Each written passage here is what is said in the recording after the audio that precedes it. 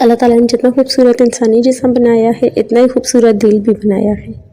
پورے جسم کا دار و مدار دل ہے۔ جب تک دل روحانی طور پر درست رہتا ہے تب تک پورا جسم اس سے فائدہ اٹھاتا ہے، اور جب بیمار ہو جاتا ہے تو پورا جسم بے چین ہو جاتا ہے۔ اس سے متعلق فرمان رسول ہے، ترجمہ سن لو، بدن میں ایک گوشت کا ٹکڑا ہے، جب وہ درست ہوگا تو سارا بدن درست ہوگا، اور جب وہ بگڑا تو سارا بدن بگڑ جاتا ہے۔ سن لو، وہ ٹکڑا آدمی کا دل ہے۔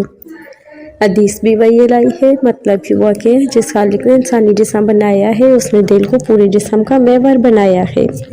ہم نے دل کی غفلت کا یہ مرض کیسے پال لیا؟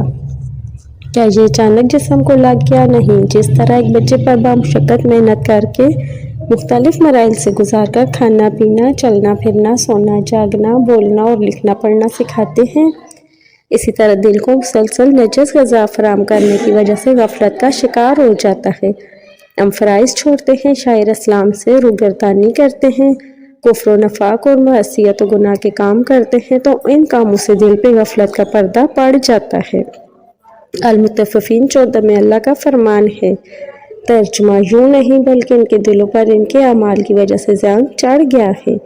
ابو ہریرہ رضی اللہ تعالیٰ عنہ سے روایت ہے، رسول اللہ صلی اللہ علیہ وسلم نے فرمایا، ترجمہ بندہ جب کوئی گناہ کرتا ہے تو اس کے دل میں ایک سیاہ نقطہ پڑ جاتا ہے، پھر جب وہ گناہ کو چھوڑ دیتا ہے اور توبہ و استغفار کرتا ہے تو اس کے دل کی صفائی ہو جاتی ہے، یعنی سیاہ دھبا مٹ جاتا ہے، اور اگر وہ گناہ دوبارہ کرتا ہے تو سیاہ نقطہ مزید پھیل جاتا ہے، یہاں تک کہ پورے دل پر چھا جاتا ہے۔ دل کی سیاہی کا علاج۔ ذکر الہی سے دل کو اصل روحانی غذا ملتی ہے جس سے اس کو سکون ملتا ہے اور زندہ رہتا ہے، اور عدم ذکر سے دل مردہ ہو جاتا ہے۔ نبی صلی اللہ علیہ وسلم کا فرمان ہے، اس شخص کی مثال جو اپنے رب کو یاد کرتا ہے اور اس کی مثال جو اپنے رب کو یاد نہیں کرتا زندہ اور مردہ جیسی ہے۔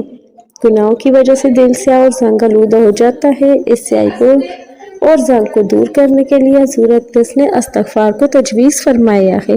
جو توبہ استغفار کی طرف متوجہ نہیں ہوتے تو گناہوں کی زیادتی کی وجہ سے ان کے دلوں سے نیکی و بدی کا احساس ختم ہو جاتا ہے۔